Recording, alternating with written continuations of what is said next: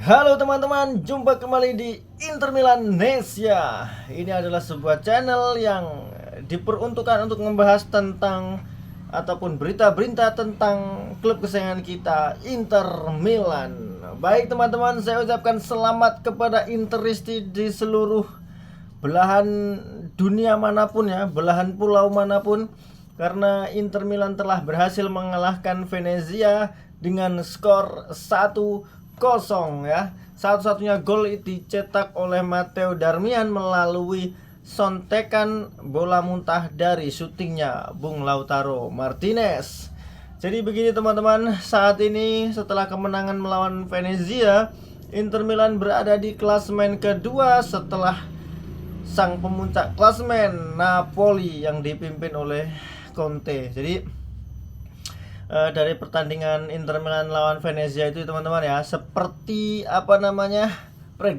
prediksi kita ya, seperti dugaan kita bahwa kita kemungkinan besar akan memenangkan pertandingan, namun kemenangannya kita dengan susah payah seperti pertandingan pertama awal musim ya. Kita sudah pernah bertemu dengan Venezia, yaitu kita juga menang tipis juga. Wow, itu pun kalau di pertemuan pertama melawan Venezia itu mereka berhasil mencetak gol ya, namun dianulir karena terjadi handsball.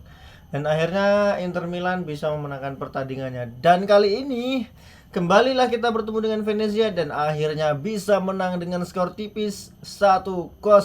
Sekali lagi selamat buat teman-teman Interisti di seluruh dunia atau di belahan pulau manapun. Itu soal ini ya, kemenangan kita melawan Venezia. Ini ada beberapa hal yang saya soroti ya. Yang pertama, lini pertahanan kita yang semakin krisis karena kita dilanda badai cedera ya. Engkong Acerbi cedera, kemudian Pavard cedera, kemudian lagi Bisek cedera, dan akhirnya Inter Milan memasangkan De Vrij yang kemungkinan baterainya tidak 100% gitu kan dia, tapi ternyata solid di lini tengah.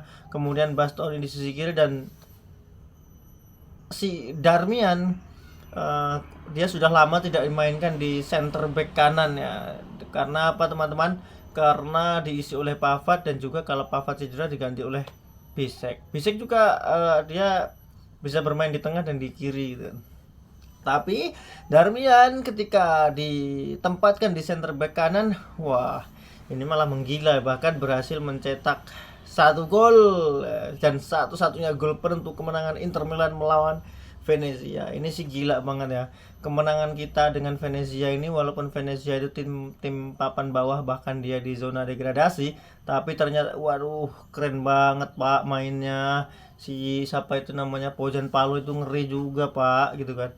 Jadi apalagi karena pemain kita tidak 100% ya, akan nggak ada Turam gitu-gitu. Tak Turam Lautaro dan Taremi masih belum bisa cetak gol. Ya, ini merupakan perhatian khusus ya untuk Simone Inzaghi, tapi ternyata kita diberuntungkan atau dikasih keberuntungan melalui kaki Darmian. Ya, sekali lagi ya teman-teman, karena kita akan mengejar Napoli, tentunya mau nggak mau kita harus menang lawan Venezia. Padahal di Januari ini kita dipadatkan oleh jadwal pertandingan yang walau di kompetisi lokal maupun di kancah champion. Kemudian teman-teman, itu soal Inter melawan Venezia. Kemudian kabar terbaru mengenai berita-berita Mercato ya, atau berita transfer kita. Kita dekat dengan Donnarumma yang saat ini memperkuat PSG ya, sebagai kiper Italia yang sangat-sangat pengalaman gitu kan. Kemudian dia juga mainnya juga sangat-sangat bagus gitu kan. Soal Donnarumma saya pikir masih simpang siur menurut saya pribadi, walaupun terjadi kedekatan, meskipun Donnarumma itu kabarkan masa kecilnya adalah Interisti gitu, atau Inter Milan Tulen, fans Inter Milan Tulen pada waktu kecil.